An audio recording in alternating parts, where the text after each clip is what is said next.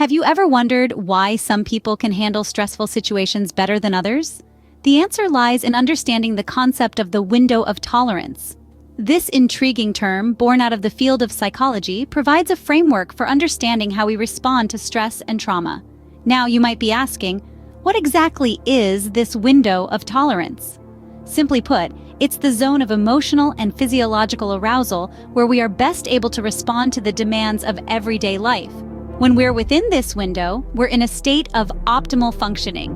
We're able to think clearly, make decisions, and handle stress. But here's where it gets interesting. This window isn't the same size for everyone. Some people have a wide window, allowing them to handle a lot of stress before they start to feel overwhelmed.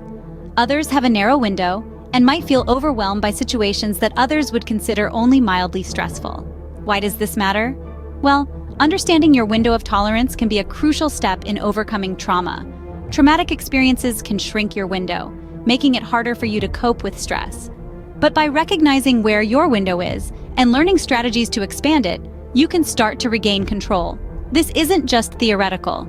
Studies have shown that people who understand and work with their window of tolerance can improve their resilience and emotional well-being. It's a powerful tool in the journey towards overcoming trauma. In the coming minutes, we'll be exploring how trauma impacts our nervous system, leading to emotional and behavioral dysregulation. We'll delve into the components of the window of tolerance, including states of hyperarousal and hypoarousal, and how they manifest in those who've experienced trauma. Finally, we'll discuss how to recognize your own window of tolerance and share strategies for expanding it to better cope with life's ups and downs. So, are you ready to widen your understanding and perhaps your own window of tolerance? Stay tuned as we delve deeper into this fascinating subject. Follow along with our time-stamped key moments in the description below. We've broken the video down into chapters so that you can easily follow along or skip to a section that is of interest to you. Trauma can have a profound effect on our nervous system, leading to a dysregulation of emotions and behaviors. This is a truth that many of us have experienced firsthand. But what exactly does this mean? When we talk about trauma, we're referring to deeply distressing or disturbing experiences that can leave lasting impacts on our mental, physical, and emotional health. These experiences can range from witnessing a violent event, enduring physical or emotional abuse, or even being involved in a catastrophic accident. One of the most significant ways trauma affects us is by disrupting our nervous system. See, our nervous system is like the control center of our body. It regulates everything from our heart rate and breathing to our emotions and behaviors. When trauma occurs, it's as if this control center goes into overdrive. It's continuously on high alert, perpetually ready to respond to potential threats. This state of hyperarousal can lead to emotional and behavioral dysregulation. We may find ourselves reacting excessively to minor stressors or experiencing intense emotional swings with little provocation. We might also develop unhealthy coping mechanisms like substance abuse or self-harm as we desperately try to manage our overwhelming emotions.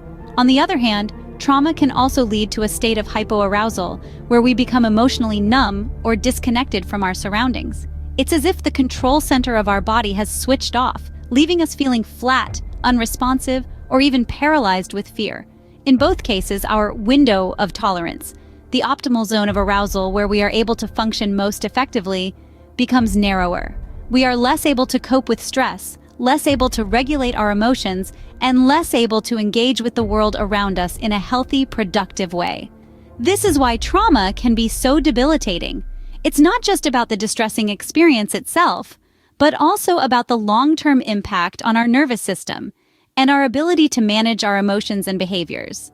But here's the good news. While trauma can have a profound impact on our nervous system, it's not a life sentence.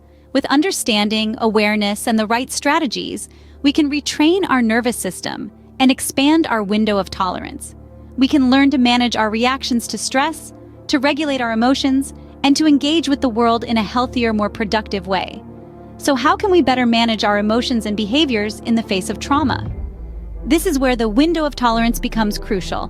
By understanding our own window of tolerance, we can learn to recognize when we're becoming dysregulated and develop strategies to bring ourselves back into balance. But more on that in the next section. The window of tolerance comprises two main states, hyperarousal and hypoarousal. These states are vital in understanding how we respond to trauma, and how our nervous system copes with stress. Let's start with hyperarousal. Picture a deer in the headlights. In this state, the body's fight or flight response is activated. It's the body's way of preparing for danger. For individuals who have experienced trauma, this state can be triggered by reminders of past traumatic events, causing them to feel overwhelmed with fear, anxiety, or anger. It's like the alarm system in our body is set too high, and it's constantly going off, even when there's no immediate threat. Now, let's talk about hypoarousal. This is the flip side of the coin. In this state, the body's freeze response is activated. It's as if the body decides, I can't fight, I can't run, so I'll just shut down. This state can leave individuals feeling numb, disconnected, or unable to move or respond. It's like the alarm system in our body is set too low, and it's not going off, even when there might be a reason to be alert. Both states, hyperarousal and hypoarousal, are outside the window of tolerance. They represent a dysregulation in our nervous system, a sign that we're not coping well with stress or trauma. And when we're in these states, it's challenging to process information, think clearly, or make good decisions. But let's not forget about the window of tolerance itself. This is the optimal zone of arousal, where we feel safe and can manage and cope with the stresses that come our way. When we're within our window of tolerance, we can think clearly, make good decisions, and respond effectively to the challenges we face. For individuals who've experienced trauma, their window of tolerance may be narrower. They may find themselves frequently slipping into states of hyperarousal or hypoarousal. But here's the good news: this window can be expanded. With the right tools and strategies, we can learn to stay within our window of tolerance more often, even in the face of stress or reminders of past trauma. So, how do these states manifest in individuals who've experienced trauma? Well, signs of hyperarousal can include restlessness, racing thoughts, and difficulty sleeping. On the other hand, signs of hypoarousal can include feeling numb, disconnected, or lethargic. It's important to remember that everyone's experience is unique. What might be a sign of hyperarousal for one person might not be for another. Recognizing these states is key to understanding our reactions to traumatic experiences. By understanding hyperarousal and hypoarousal and recognizing when we're in these states, we can begin to regulate our responses to stress and trauma, and that's a crucial step towards healing and recovery. Recognizing our own window of tolerance and learning how to expand it is crucial in coping with traumatic experiences. Picture yourself in a serene bubble, a safe space where you can manage your emotions effectively. This is your window of tolerance. It's the zone where we feel emotionally balanced and can function optimally. However, trauma can shrink this window, making it difficult to cope with everyday stressors and triggering extreme responses. So, how do we recognize our own window of tolerance? It's about being attuned to our bodies and emotions. When we're in the window, we feel secure, alert, and focused. We can think clearly and make decisions rationally. Outside this window, in states of hyperarousal or hypoarousal, our emotional control slips away. Hyperarousal might feel like anxiety, restlessness, or anger, while hypoarousal could manifest as numbness, disconnection, or fatigue. Recognizing these states is the first step towards expanding our window of tolerance. It's not about eliminating these states, but learning to navigate them. We need to be aware of our triggers, understand our reactions, and develop strategies to return to our window. So what are these strategies? Let's explore a few. First, grounding techniques can be particularly helpful. These are exercises that help us reconnect with our physical presence and the world around us. Techniques can be as simple as focusing on our breath, touching a physical object, or describing what we see around us. Second, mindfulness and meditation are powerful tools. They help us stay present, reduce our stress response, and increase our tolerance for difficult emotions. Regular practice can help us widen our window over time. Third, physical activity can serve as a release for pent-up energy and emotions. Whether it's a brisk walk, a yoga session, or a dance-off in your living room, movement can help bring us back to a state of balance. Fourth, self-care is crucial. It's not just about bubble baths and chocolates, though they can certainly help. It's about nourishing ourselves in all aspects, physically, mentally, and emotionally. This could mean eating well, getting enough sleep, maintaining social connections, or engaging in activities we enjoy. Lastly, professional help can be invaluable. Therapists and psychologists can provide guidance and support, helping us understand and work through our trauma. They can also teach us specific techniques and exercises tailored to our individual needs. Remember, expanding our window of tolerance is not an overnight process. It requires patience, consistency, and self-compassion.